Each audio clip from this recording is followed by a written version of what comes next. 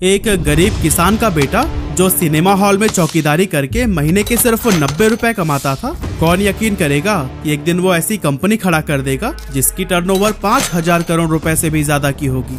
सुनने में ये थोड़ी फिल्मी कहानी सी लगती है, लेकिन इसे सच कर दिखाया है 10वीं पास चंदू भाई ने, जिनके पास एक समय किराए के लिए 50 रुपए तक नहीं थे, लेकिन थिएटर की सीट साफ करके, फिल्मों के पोस्टर्स लगा के और कैंटीन में सैंडविच बेचकर ये गरीब लड़का आखिर इतना सफल कैसे हो गया कि गुजरात की सबसे बड़ी वेफर कंपनी बालाजी वेफर्स का मालिक बन बैठा। ये सफर कितना स्ट्रगल से भरा रहा और इन्होंने कौन सी स्ट्रैटेजीज अपनाई कि इनका सबसे बड़ा कॉम्पिटिटर लेज भी इनके सामने हारता चला गया, सब कुछ हम डिटेल में जानने वाले हैं आज के इस वीडियो में।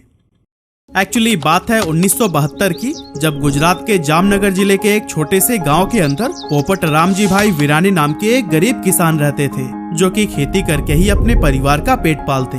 इन्हें खेतों के ही सहारे जैसे तैसे गुजारा हो रहा था, लेकिन एक साल ऐसा आया कि उनके एरिया में बारिश ही नहीं हुई और सारी फसलें बर्बाद हो गई। और फिर इसके बाद भी कभी सूखा तो कभी बिन मौसम बरसात ने पोपट रामजी भाई और उनके परिवार का जीवन मुश्किल में डाल दिया था। और फिर इन्हीं सभी प्रॉब्लम से ही तंग आकर उन्होंने 20,000 रुपए में अपनी पुश्तैनी जमीन बेच दी और फिर मिले पैसों को अपने 3 बेटों चंदू भाई विरानी, नेकजी भाई विरानी और भीखू भाई विरानी को बांट दिया, ताकि वो इनसे कोई व्यापार शुरू कर सके। पिता से पैसे मिलते ही 15 साल के चंदू भाई अपने दोनों भाइयों को लेकर राजकोट चले गए और वहां उन्होंने एग्रीकल्चरल प्रोडक्ट्स और फार्म इक्विपमेंट का व्यापार शुरू किया।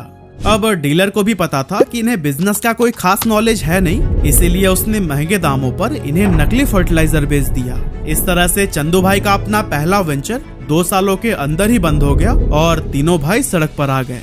अब दोस्तों, यहाँ से गांव लौटने का तो कोई मतलब था नहीं, क्योंकि वहाँ कुछ बचा ही नहीं था, इसीलिए ये लोग राजकोट में रहकर ही काम ढूंढने लगे। लेकिन क्योंकि ये ज्यादा पढ़े लिखे थे नहीं, इसीलिए इन्हें कोई अच्छी जॉब नहीं मिल पाई। और इस टाइम पर फाइनेंशियल ट्रबल्स भी इतने ज्यादा बढ़ गए थे कि वो अपने घर का किराया जो सिर्फ 50 रुपए था वो भी पे नहीं कर पा रहे थे, और इसकी वजह से मकान मालिक ने भी उन्हें बाहर का रास्ता दिखा दिया। हालांकि कुछ समय बाद चंदू भाई को एस्ट्रॉन नाम के एक सिनेमा हॉल में चौकीदारी का काम मिला, जिसकी सैलरी थी महीने के 90 रुपए। हालांकि चौकीदारी के साथ साथ कभी वो मूवीज की पोस्टर्स लगा दिया करते थे तो कभी कैंटीन में भी काम कर लेते थे, और फिर इस तरह से कम पैसों में ही सही, लेकिन जैसे तैसे करके उनका गुजारा होने लगा। अब क्योंकि चंदू भाई ईमानदार बहुत थे, इसीलिए कुछ ही टाइम के बाद उन्हें थिएटर की कैंटीन का ठेका मिल गया और अब वो इंटरवल के टाइम पर मसाला सैंडविच बनाकर लोगों में बेचने लगे। ये मसाला सैंडविच लोगों को खूब पसंद आया, जिससे कि चंदू भाई ने थोड़ा प्रॉफिट भी कमा लिया था। और जब हालात थोड़े बेहतर हुए, 1982 में चंदू भाई ने गांव से अपनी पूरी फैमिली को राजकोट बुला लिया और अब फैमिली के सभी मेंबर्स एक साथ मिलकर इस काम को आगे बढ़ाने लगे। पर दोस्तों, एक बहुत बड़ी प्रॉब्लम यह थी कि उनका सैंडविच आसपास में पॉपुलर तो बहुत हो गया था, लेकिन जो भी सैंडविचेस शाम में बच जाते थे उनमें अगले दिन फंगस लग जाता और वो पूरी तरह से बर्बाद हो जाते थे। और इन डेली के नुकसान से चंदू भाई भी अब परेशान रहने लगे और फिर इसी परेशानी के चलते उन्होंने सोच विचार करना शुरू किया कि आखिर ऐसा क्या बेचा जाए जो कि कई दिनों तक खराब ना हो। और दोस्तों, इसी दौरान चंदू भाई को पोटैटो वेफर्स बेचने का आइडिया आया। चंदू भाई ने ये आलू के पतले चिप्स किसी वेंडर से खरीदने के डील की और अपने कैंटीन में बेचने लगे। लेकिन आगे चलकर इस बिजनेस में भी उन्हें यह प्रॉब्लम फेस करनी पड़ी कि वेंडर टाइम पर उन्हें सप्लाई ही नहीं करता था, और फिर जब लोग इंटरवल में आकर चिप्स मांगते तो कई बार वो कैंटीन में अवेलेबल ही नहीं होते थे। कभी सप्लाई में डिले और कभी टूटे फूटे पोटैटो वेफर्स की वजह से चंदू भाई बहुत ज्यादा तंग आ गए और फिर उन्होंने सोचा कि अब वो किसी वेंडर के भरोसे न रहकर खुद का ही चिप्स बनाकर बेचेंगे। उस टाइम पर चंदू भाई के पास 10,000 रुपए की सेविंग्स थी और इन्हीं पैसों की ही मदद से उन्होंने 1982 में अपने बरामदे में एक छोटा सा टीन शेड लगाया और रात में कैंटीन बंद करने के बाद पोटैटो वेफर्स खुद ही बनाने लगे। शुरुआती समय एक्सपीरियंस न होने की वजह से काफी मुश्किलों से भरा रहा, क्योंकि इनके चिप्स कभी जल जाते तो कभी नरम ही रह जाते थे। लेकिन कुछ दिनों की मेहनत के बाद आखिरकार इन्होंने परफेक्ट पोटैटो वेफर्स बनाना सीख ही लिया। अब घर पर ही इन चिप्स को बनाने की वजह से चंदू भाई क्वालिटी को भी कंट्रोल कर पाए, जिससे कि इनकी बिक्री काफी तेजी से बढ़ने लगी। इनके पोटैटो वेफर्स की लोकप्रियता को देखकर थिएटर ऑनर ने चंदू भाई के साथ में पार्टनरशिप कर ली और जल्द ही ये 3 अलग अलग थिएटर्स की कैंटीन को भी चलाने लगे। इस तरह से अब चंदू भाई का काम निकल पड़ा और इनके पोटैटो वेफर्स की डिमांड भी बढ़ती ही चली गई। कुछ ही समय में इन्होंने 25 से 30 मर्चेंट्स को भी अपने चिप्स सप्लाई करने शुरू कर दिए और फिर धीरे धीरे ये पूरे राजकोट में पसंद किए जाने लगे। लेकिन दोस्तों मार्केट में और भी कई सारे लोग थे जो कि वेफर्स बनाकर बेच रहे थे। ऐसे में अपनी अलग पहचान बनाने के लिए चंदू भाई ने 1984 में अपने पोटैटो वेफर्स को एक नाम देने की सोची और फिर नाम का आइडिया उन्हें उनके कैंटीन के बगल में मौजूद एक हनुमान मंदिर बालाजी से मिला और फिर इस तरह से बालाजी वेफर्स नाम के अंडर उनके ये पोटैटो वेफर्स आने लगे। लेकिन ये तो बस अभी शुरुआत थी, क्योंकि इतनी सारी कैंटीन्स और मर्चेंट्स से जुड़ने के बाद इनके वेफर्स की डिमांड और भी ज्यादा बढ़ने लगी और एक समय तो ऐसा आया कि परिवार का हर सदस्य दिन रात मेहनत करके भी डिमांड को फुलफिल नहीं कर पा रहा था। ऐसे में चंदू भाई ने सोचा कि क्यों ना वेफर्स बनाने वाली मशीनरी लगाई जाए ताकि कम समय में ज्यादा से ज्यादा प्रोडक्शन किया जा सके। इसी सोच के साथ जब वो मशीन खरीदने पहुंचे तो उन्हें पता चला कि ये तो बहुत ही ज्यादा महंगी है, लेकिन इतने पैसे तो उनके पास थे ही नहीं। तो आखिर अब क्या किया जाए? काफी सोचने समझने के बाद उन्होंने मशीन की फंक्शनिंग को समझना शुरू किया और जब उन्हें समझ आ गया कि ये काम कैसे करती है तो इन्होंने करीब 5000 रुपए में बाजार से अलग अलग पार्ट्स खरीदकर खुद ही अपने लिए पोटैटो पिलिंग और चॉपिंग मशीन बना डाली। और दोस्तों अगले कुछ सालों तक इसी मशीन के सहारे ही इनका काम चलता रहा और इनका व्यापार भी ग्रो करता गया। राजकोट में एक्सपेंशन के बाद अब चंदू भाई चाहते थे कि इनके वेफर्स देश के बाकी एरियाज में भी पॉपुलर हों, लेकिन इसके लिए जरूरत थी एक बड़े लेवल पर प्रोडक्शन की। इसीलिए 1989 में इन्होंने बैंक से करीब लाख रुपए का लोन लिया और गुजरात का सबसे बड़ा पोटैटो वेफर्स प्लांट खोला। हालांकि उनका ये कदम काफी रिस्की था, क्योंकि उस दौर में बड़े इन्वेस्टर्स या फिर अमीर लोग ऐसे नए वेंचर्स में इन्वेस्ट करने से कतराते थे। ऐसे में अगर लोन लेने के बाद भी बिजनेस नहीं चला तो फिर लॉस का सारा बोझ उन्हें खुद ही उठाना पड़ता। लेकिन दोस्तों ऐसा समय आया ही नहीं, क्योंकि गुजरते वक्त के साथ इनका मार्केट शेयर और कस्टमर्स बढ़ते ही चले गए। इसके बाद आया साल 1992, जब इन्होंने अपने बिजनेस को एक प्राइवेट लिमिटेड कंपनी के रूप में रजिस्टर कराया और साथ ही अपने मैन्युफैक्चरिंग प्रोसेस को ऑटोमेट करने के लिए एडवांस टेक्नोलॉजी वाले मशीन्स का यूज करना शुरू कर दिया। क्योंकि चंदू भाई का मानना था कि भले ही मशीन्स महंगी होती है, लेकिन वो ह्यूमन एरर को कम करने के साथ साथ कंसिस्टेंट क्वालिटी भी मेंटेन करती है। इसके अलावा इन्होंने बिजनेस में अलग अलग रोल्स और रिस्पॉन्सिबिलिटीज को भी बांट दिया, जिससे बिजनेस ऑपरेशंस को मैनेज करना आसान हो गया, क्योंकि अब हर किसी को अपना काम पता होता था। और फिर आगे चलकर अपना डिस्ट्रीब्यूशन नेटवर्क मजबूत करने के बाद से तो चंदू भाई की कंपनी बालाजी लोकल से उठकर पहले रीजनल और फिर नेशनल लेवल का ब्रांड बन गया। हालांकि उस टाइम मार्केट में अंकल चिप्स, सिम्बा और बिन्नीज जैसे कई सारे बड़े बड़े ब्रांड्स थे, जिनके सामने किसी भी नए प्लेयर के लिए अपनी जगह बनाना बिल्कुल भी आसान नहीं था। लेकिन बालाजी ने अपनी मेहनत, लगन और बेहतरीन क्वालिटी के जरिए अपने प्रोडक्ट्स को मार्केट में पॉपुलर बना दिया। क्योंकि जहां उनके कॉम्पिटिटर्स अभी भी ट्रेडिशनल तरीके से चिप्स बना रहे थे, बालाजी ने इनोवेटिव तरीके को अपनाकर मार्केट में अपने ब्रांड को मजबूती से एस्टेब्लिश कर लिया था। और दोस्तों पता है, इनकी बढ़ती ग्रोथ को देखते हुए एक मल्टीनेशनल कंपनी ने ऑफर किया कि चंदू भाई 4000 करोड़ रुपए में अपनी कंपनी को बेच दें, लेकिन चंदू भाई ने इस डील से साफ इनकार कर दिया। इसके कुछ समय के बाद बालाजी पोटैटो वेफर्स के अलावा नमकीन और कई दूसरे स्नैक्स भी बनाने लगे और इनके टेस्ट को भी लोगों ने खूब सराहा, जिससे धीरे धीरे ये गुजरात से निकलकर उत्तर प्रदेश, मध्य प्रदेश और इनके ही जैसे कई सारे स्टेट्स में अपने पैर जमाने लगे। इस एक्सपेंशन के साथ ही बालाजी इस बात का भी ख्याल रख रही थी कि कंपनी जो बना रही है वो लोगों की पसंद के अकॉर्डिंग है या फिर नहीं, क्योंकि चंदू भाई को बहुत अच्छे से पता था कि गुजरात के लोगों को जो फ्लेवर पसंद है जरूरी नहीं कि महाराष्ट्र, राजस्थान या फिर यूपी में वही पसंद आए। इसीलिए ये इस तरह के भी स्नैक्स को बनाने लगे जो कि लोकल टेस्ट को जस्टिफाई कर सके। यह काम प्रॉपर तरीके से होता रहे, इसके लिए इन्होंने अलग अलग स्टेट्स में अपनी मैन्युफैक्चरिंग यूनिट सेटअप की, जिनमें से 3 गुजरात के राजकोट, वलसाड़ और वडोदरा में, तो वहीं एक मध्य प्रदेश के इंदौर में लोकेटेड है। और इन मैन्युफैक्चरिंग यूनिट की कैपेसिटी हर दिन 1000 क्विंटल्स पोटैटो वेफर्स और 5000 क्विंटल्स नमकीन बनाने की है, जो कि दिखाती है कि इन्होंने कितना बड़ा प्रोडक्शन सेटअप तैयार किया है।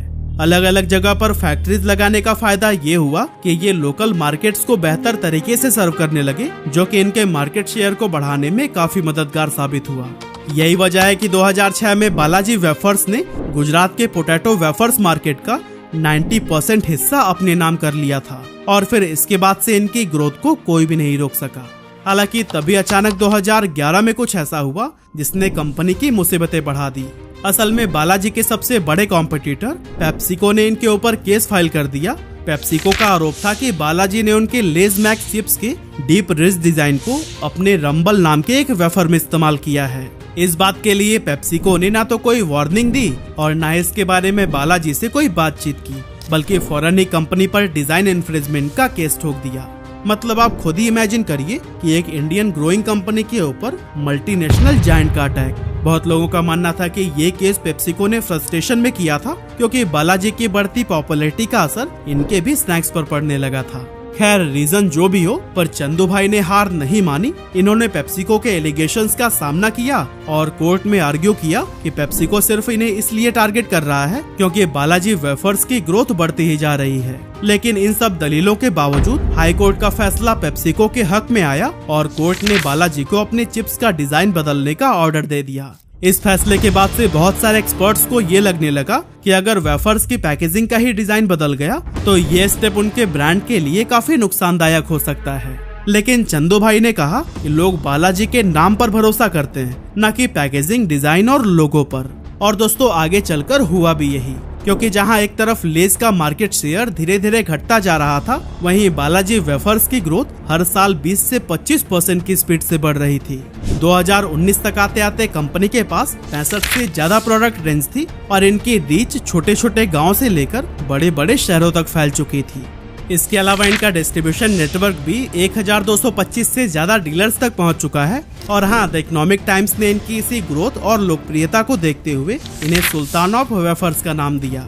आज बालाजी वेफर्स में हजारों लोग काम करते हैं और कंपनी की बिजनेस फिलॉसफी है कि वो हर एक मेंबर को फैमिली की तरह ट्रीट करते हैं और साथ ही कस्टमर्स को भी value for money product provide करते हैं। और दोस्तों इनकी इसी फिलॉसफी ने ही इन्हें लोगों के बीच एक वफादार और भरोसेमंद ब्रांड बना दिया है। हालांकि यहाँ तक पहुँचने के लिए चंदू भाई ने कुछ ऐसी बिजनेस स्ट्रैटेजीज पर भी काम किया है जिसके चलते इनके कॉम्पिटिटर्स इन्हें कभी भी हरा नहीं सके। और इन्हीं स्ट्रैटेजीज में से पहली है लोकल फ्लेवर्स। अब जैसा कि हमने जाना कि बालाजी वेफर्स की शुरुआत तो गुजरात में हुई थी, लेकिन चंदू भाई को पता था कि अगर इन्हें नेशनल लेवल पर अपनी पहचान बनाना है तो फिर इंडिया की बाकी मार्केट में भी अपनी प्रेजेंस बनानी होगी। इसीलिए इन्होंने गुजरात से निकलकर देश के दूसरे हिस्सों में भी अपना फुटप्रिंट बढ़ाया। और इस एक्सपेंशन का सबसे बड़ा फायदा ये हुआ कि इन्हें लोकल फ्लेवर्स के साथ में इनोवेशन करने का मौका मिला। लेकिन ये इनोवेशन सिर्फ फ्लेवर तक ही सीमित नहीं रहा, बल्कि बालाजी ने हेल्दियर स्नैकिंग ऑप्शंस भी इंट्रोड्यूस किए, जैसे कि बेक्ड वेफर्स और रोस्टेड नमकीन, ताकि हेल्थ कॉन्शियस कंज्यूमर्स का भी ध्यान रखा जा सके। और हाल ही में इन्होंने अपनी हाउस मेड नूडल्स गिप्पी को लॉन्च करके भी नूडल मार्केट में एंट्री की है। इसके अलावा बालाजी वेफर्स ने इंटरनेशनल मार्केट में भी कदम रखा है, जहां यूएसए, यूके, यूएई और ऑस्ट्रेलिया जैसे देशों में इनकी एंट्री ने इन्हें ग्लोबल पहचान दिलाने का काम किया। दूसरी स्ट्रैटेजी है variety of products and innovations. Market में टिके रहने और खुद को कॉम्पिटिटर से अलग दिखाने के लिए प्रोडक्ट डाइवर्सिफिकेशन और इनोवेशंस बहुत जरूरी है, और बालाजी वेफर्स ने भी इसे बखूबी समझा और अपने प्रोडक्ट्स की रेंज को डाइवर्सिफाई किया, जिसमें इन्होंने 3 मेन प्रोडक्ट कैटेगरीज तैयार की। पहला है वेस्टर्न स्नैक्स, जिसमें 12 प्रोडक्ट आते हैं और ये वो स्नैक्स हैं जो कि ज्यादातर यंग जनरेशन और अर्बन क्राउड को टारगेट करते हैं। दूसरा है नमकीन, जो कि भारतीय घरों में बहुत पॉपुलर है, खासकर चाय के टाइम पर स्नैक्स के रूप में। और इस कैटेगरी में उन्होंने 23 प्रोडक्ट्स लॉन्च किए हैं। एंड थर्ड है वेफर्स, ये इनकी कोर कैटेगरी है जिसमें 12 प्रोडक्ट्स आते हैं और बालाजी वेफर्स अपने यूनिक और क्रिस्पी वेफर्स के लिए ही सबसे ज्यादा जाने जाते हैं।